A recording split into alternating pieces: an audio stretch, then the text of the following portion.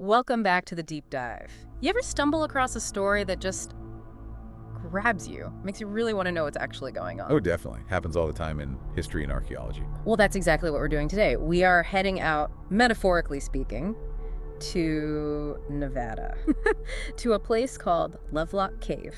Lovelock Cave, it certainly has that effect you mentioned. It's a place with really solid archaeological importance. But There's another story too, right? That's what we're getting into. exactly. It's Yeah. also the focus of a pretty wild, some might say sensational, conspiracy theory. Yeah, it's like you hear Lovelock Cave and you might picture, I don't know, echoes, maybe some dust motes floating in a sunbeam hitting the entrance. Ancient vibes. It feels like a portal to the past. Totally. And today we've got these two completely different maps of that past. So our mission basically is to look at the info we do have, the facts, the claims. And try to figure out what the evidence really points to. It's about separating, the documented history from the speculation. Precisely. We'll start with let's call it the official version, the archaeological understanding. Okay. And then we pivot to the giant cannibal theory. Yeah, quite the pivot. You've got this painstaking archaeological work on one side, slowly uncovering how ancient people lived. Uh-huh. And on the other, this really dramatic, heavily debated story about monsters, essentially. It's a huge contrast. Makes you think about how stories about the past get built, doesn't it? It really does, how narratives form. Okay, so let's start with the side the scientists mostly agree on. What's the baseline understanding of Lovelock Cave for archaeologists? Well, the main thing is Lovelock Cave was used by ancient Native American groups for a very, very long time. We're talking evidence going back as far as roughly 2580 BCE, maybe even earlier. Wow, okay. That's deep history. It is. And what makes it super special, really valuable, is the preservation inside the cave. Yeah. It's incredibly dry. The Nevada climate? Exactly. That dry air basically stopped organic stuff from rotting away.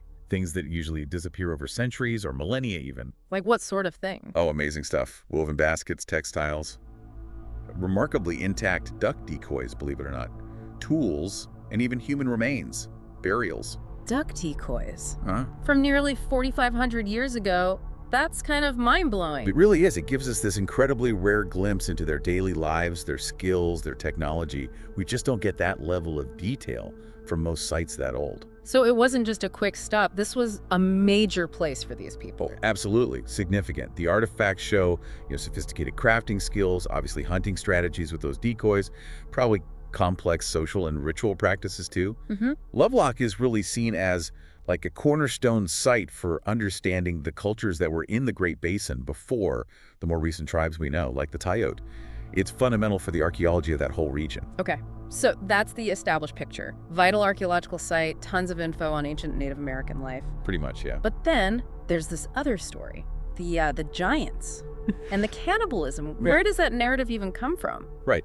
So this alternative theory, it really starts taking shape from interpretations of Paiute oral traditions. Oral history, okay. Yeah, and also some historical accounts written down in the 19th century.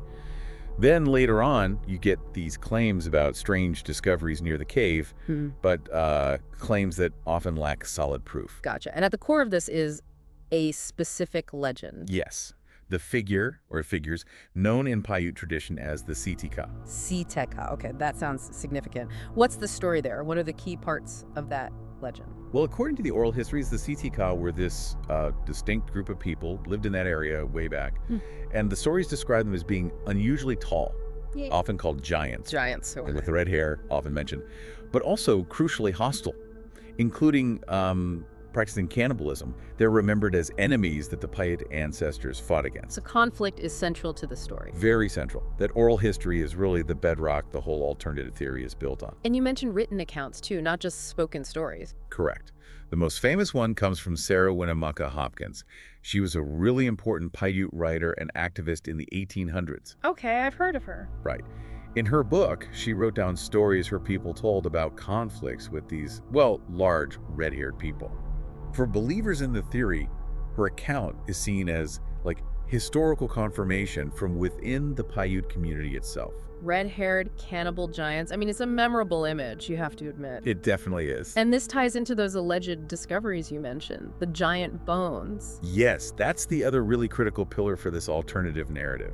The idea is fueled by these reports, often quite sensationalized over the decades, of finding extremely large human-like skeletons in or around Lovelock Caves. Right. These claims are absolutely central to the argument that the Saiteka weren't just myth, but a real physical race of giants, and often that their existence have been covered up. Okay. So we've got the oral tradition, Sarah Winnemucca's account, these disputed skeleton finds. Let's unpack the evidence a bit more. For someone who buys into the giant theory, how do they connect these dots? Well, for proponents, the Paiute oral tradition isn't seen as just legend or metaphor. It's treated as basically a literal historical record, eyewitness accounts passed down.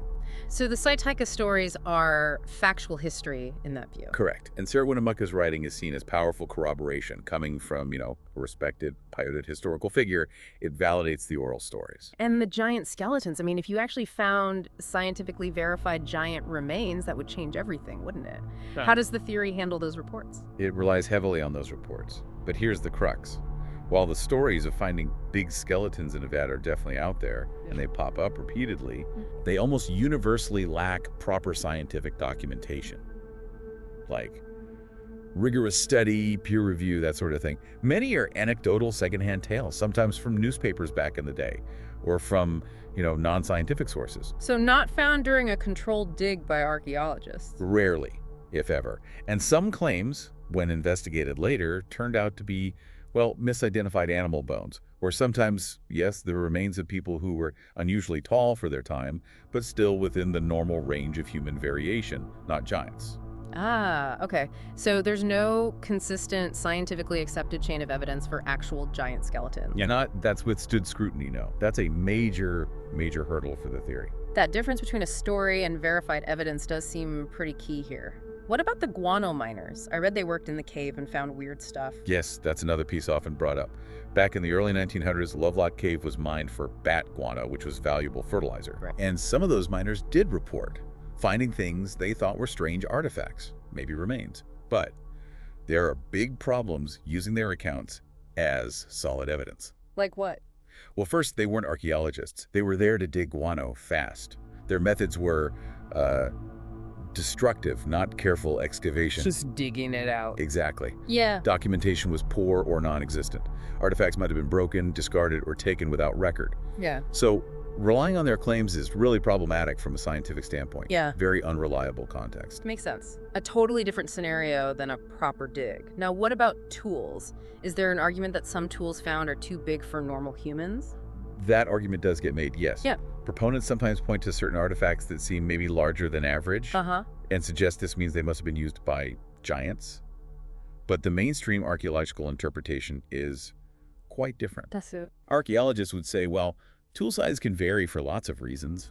Maybe a larger tool was needed for a specific task requiring more leverage, or it could just be a regional style or reflect the materials available. Not necessarily giant hands needed. Exactly. There's nothing about the known, scientifically studied artifacts from Lovelock that compels archaeologists to say, wow, only a giant could have used this.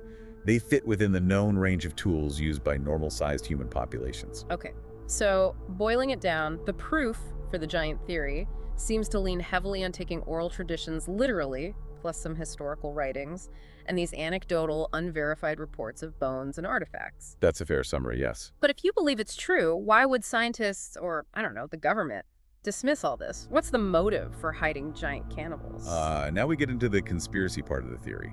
This is where explanations are offered for why this supposed truth is suppressed. Right. Why hide it? Several reasons get proposed. One common one is that confirming a race of giants existed would totally upend the established scientific narrative of human history in North America. Migration patterns, evolution. It would force a massive rewrite. So protect the status quo, basically. Inertia. That's one line of thinking. Another related idea is that it's about controlling Native American history.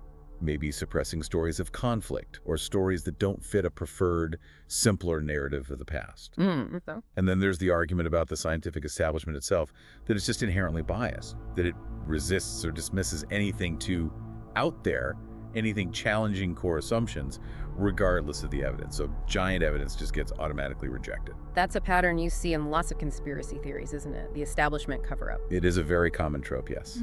The idea of hidden knowledge suppressed by powerful groups. But when we step back and look at the actual scientific work done at Lovelock, the decades of archaeology, what does that evidence actually say? Where does the weight fall? Overwhelmingly, the scientific evidence supports the standard archaeological picture we talked about earlier. Meaning no giants. Meaning no giants. Yeah. As we discussed, the biggest issue is the complete lack of verified giant skeletal remains. Despite all the stories, nothing is held up under proper scientific examination. No bones confirmed as belonging to a race of giants. That absence is really significant. And the oral traditions, valuable, yes, but maybe not literal history. Exactly. Oral traditions are incredibly rich. They tell us so much about culture, beliefs, worldview, historical memory, but they aren't always literal, factual accounts like a modern history textbook. Right. They evolve, they use symbolism, metaphor. The Suiteka legend is vital to Paiute culture and history, no question. But taking it as a scientifically accurate description of giant cannibals is an interpretive leap archaeology doesn't support. So the artifacts themselves, the tools, the baskets, the living spaces implied by the finds, they all point to regular people. Precisely. Everything uncovered and studied scientifically, the tool types, the inferred size of living areas, the burial practices, it all aligns perfectly with what we know about normal-sized human groups hunting, gathering, making things, living their lives in that environment. Nothing screams, giants lived here. Nothing in the scientifically validated evidence suggests that, no. So where does the scientific community land on the whole Saitika giant theory for Lovelock Cave? What's the consensus? The consensus is pretty clear. The overwhelming majority of archaeologists, anthropologists, and other relevant scientists reject the giant cannibal theory. Why? Just lack of proof? Fundamentally, yes. It lacks credible, verifiable evidence. It relies on misinterpretations of oral traditions, unconfirmed anecdotes, and speculation. Well, it makes for, a dramatic story. It is dramatic. It just doesn't align with the physical evidence discovered and analyzed using scientific methods. So Lovelock Cave, in the end, really stands as this incredibly important window into the actual lives of ancient Native Americans in the Great Basin. Absolutely. Its archaeological significance is immense. It provides real, tangible connections to a very deep past, enriching our understanding of the people who lived there long ago. And the giant cannibal story, while definitely memorable and intriguing, it serves as a reminder, doesn't it, about being careful to separate exciting stories from evidence-based history. That's a really crucial takeaway. Lovelock is a perfect example of how the past can be interpreted in vastly different ways. Legends give us cultural insight, absolutely. But for understanding physical history, what actually happened, we have to rely on verifiable evidence and careful methodology. Yeah. It makes you wonder, though, how many other ancient places, other old legends might have these kinds of tangled threads. Fact, speculation, maybe a bit of wishful thinking all woven together. That's a fascinating question. Perhaps something for our listeners to think about, maybe explore on their own. Which other stories out there blend the documented past with the allure of the fantastic? A great thought to end on. Thanks so much for unpacking all that. My pleasure. It's a complex site with compelling stories, both factual and less so. Definitely. And thanks to all of you for joining us on the deep dive.